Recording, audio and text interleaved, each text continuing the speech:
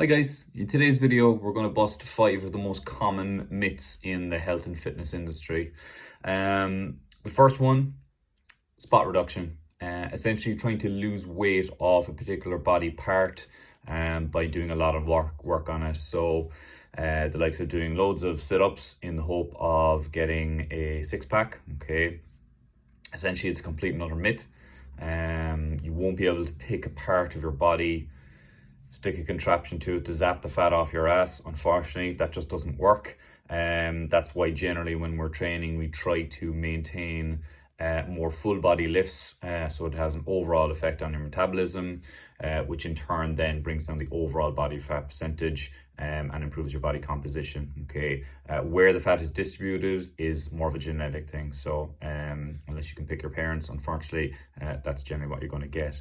The second big myth is toning. Again, toning is something that the advertising industry would like you to think is a real thing, but essentially toning is a bit of a myth. A muscle either gets bigger through hypertrophy or gets smaller through atrophy. Okay, essentially the toning that people are generally looking for is to increase their muscle mass a little bit, decrease the body fat percentage, and then as a result they get more of a defined type of a look. Okay, but essentially muscles either get bigger or smaller.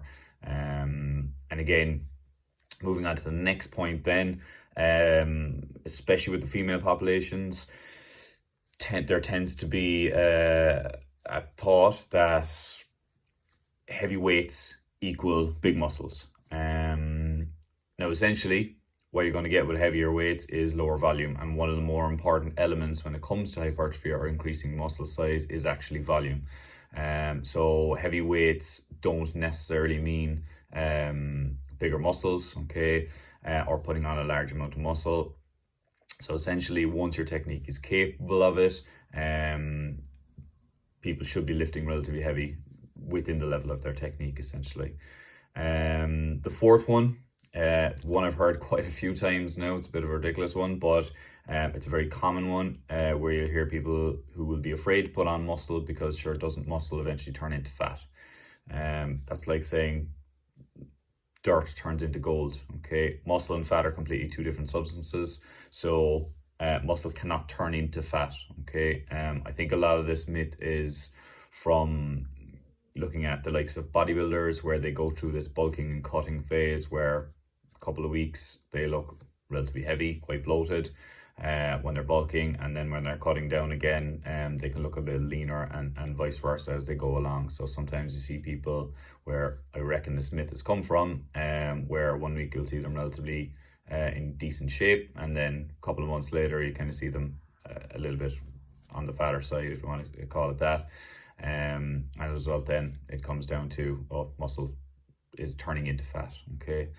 The last one, and again, particularly for female populations, this is a very important factor. Light weights, lots of volume is all you need. Not true in my books. Okay, again, as I said earlier, lifting heavy is an important part of your programming once your technique is capable of it. Again, a lot of it I think comes down to the fact that some females will be afraid to put muscle on. So what they tend to stick with is very light weights and lots of volume of training.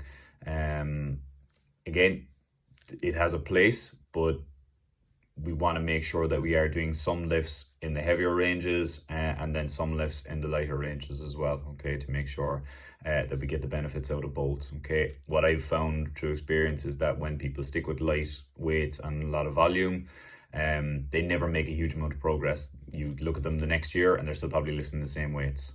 So what we ideally want is to go through a block or microdose of training where the lifts are a little bit heavier, and then as a result their overall strength levels come up, and then even when they are lifting with a little bit more volume, they'll lift with a little bit more substance. They'll lift slightly heavier weights. Okay, if you have any myths that you want busted, or you want to find out whether it's true or not, let us know. If you like the video, subscribe to it, and yeah, we'll see you next time.